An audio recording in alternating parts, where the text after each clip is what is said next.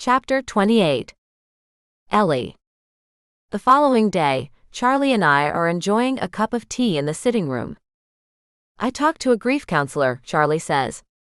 She has an office near uni and would be happy to see Lydia. Or you. If you think it would help. She comes highly recommended, and if she can't help you, she has all these resources and can send you to someone who can. I don't think Lydia is ready to accept it yet. And I don't want to push her. When we were little, the neighbor's dog died. She refused to listen to anyone talk about him for months. We thought she was in denial. She would take the long way around to avoid the place where he used to greet us through the fence. I overheard Mom and Dad talking about it. But then one day she just sighed and said how much she missed him. That doesn't sound normal. I shrug. I don't know what's normal or not. But I remember how she would scream and act out when we tried to talk to her about it. And then, once she had the time to process, it turned into a normal sadness. It might be the only way she knows how to cope. To distract herself until the pain is manageable. I'm still going to give you the number for the grief counselor. I don't know enough about mourning to tell you or her what to do. Losing my sister almost broke me, but it helped to talk to people. Maybe it'll help you too, if you find the right person to talk to. I want you to know I'll always be here for you. And I'll get you what you need. I know. My eyes tear up as I study the woman who is so concerned for us, and I know she means it. She may be absent from our lives a lot, but that doesn't mean she doesn't care. The doorbell rings and I take a breath. That must be the Darcys, Charlie says. I should warn you, Patrick is not the warmest person you'll meet. He has some old-fashioned views on certain things, but you shouldn't let him intimidate you. I put down my teacup and wipe my palms on my jeans as we get up. Voices reach us from the foyer, and I stay behind Charlie as we go to greet them. Charlie, an elegant woman says. She has Dee's smile. I look around. The man I assume is Patrick Darcy is taking off his gloves and greeting George. But there is no sign of Dee or his friend. Ava, how lovely to see you again. Charlie holds the other woman's hands and pulls her in for a small hug. I don't think you've met my niece, Ellie Bridges. Ellie, nice to meet you. Her hand is icy and slightly limp as I shake it. Ellie knows your son. You know Dylan. Patrick looks me up and down. His eyes are narrow and he looks unimpressed. We have a class together, and I've seen him around campus with some mutual friends, I say. Patrick is still looking at me as if he's trying to figure out if I'm worth his time. That's nice, Ava says and removes her coat. He'll be here later. He took a different flight. I'm glad he'll have some company here. Would you like some tea? Charlie asks. That would be lovely. We move into the living room, and George and Patrick sit by the fire catching up, while my aunt goes in search of more tea. So you go to uni?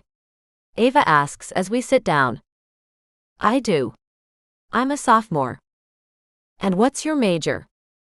Finance. Finance? Patrick is leaning forward and looking over at us. You're studying finance? Yes, sir. I meet his stare without flinching. He scoffs and sinks back into the chair. Don't you mind him, Ava says. Traveling always makes him cranky. Especially when I insist he takes time off from work. I smile at her. Before we left for university, I made a promise to my dad. I promised I would never let anyone intimidate me just because they were male or older than me. He taught me to respect people that have accomplished things and to learn from them. But to always know my self-worth. I hadn't really known what he meant by that. But from this simple interaction, I was starting to understand. When we head in for dinner, there's still no sign of Dee. I overhear Ava mentioning that they won't be here until tomorrow, so I relax as we dig into the fish. Did you say you have a class with Dylan? Patrick asks. I chew the bite I just put in my mouth and nod. Yes, that's right. But you said you're a sophomore. Dylan doesn't take sophomore classes. He looks at me as if he's caught me in an elaborate lie. as if he's revealed some grand scheme of mine to claim acquaintance with his son. It's an elective class. I get the feeling Patrick is not the kind of man who wants to pay for his son sitting around watching movies. We learn about cultural differences and best practices in different countries. HMPH. Is that the film class? Ava asks. Yes. I thought it was really hard to get into. Don't you remember, Patrick? Everyone wanted to take that class. Or was that after your time? She turns to me. We both went to uni a long time ago. I remember, Patrick huffs. Is it easier to get into now? No, you still need great grades. It's a very popular class. Ellie is one of the smartest people I know, Charlie interjects. She's always had perfect grades. Women don't need good grades, Patrick says. They should stick to the soft classes and just find themselves a husband. George laughs. Sometimes you sound like an old fart, Patrick. Well, it's true. Women can marry rich and stay home with the kids. Not everyone wants that life, Ava says. I don't see why not. You like your life, don't you? Of course I do. But other women prefer to work. Like Charlie. Right. You have some sort of company. Yes, Charlie says, not bothered by him in the least. I do have some sort of company. I'm surprised you don't know that, since my software is on all of your computers. I still say women should stick to what they do best. There might be an exception here and there, but mostly they like shopping and brunching. The man should provide. Women are like kittens, helpless and perhaps a little stupid. Listen here, George says, and his face gets red. Maybe we should change the topic, Charlie says. I'm just saying. Patrick is calmly cutting his fish. Women try to outsmart men all the time and they fail. I should know. There were a few girls in my class that thought they could succeed. But finance is a man's world, and every year I'm more and more convinced that women just don't have the aptitude for it. Take the Unifin competition. There is a reason men achieve all the top scores in it. It's a test, not only of what you can learn, but how your brain is wired. I still hold the top score in it. His chest puffs out like he's a proud peacock. I take a deep breath and focus on my food. Well, you used to, I say, cutting him off as he takes a breath to no doubt go on another tirade. Until I beat your score last year. The look on his face is marvelous. He's staring at me as if I sprouted an intergalactic portal on my forehead.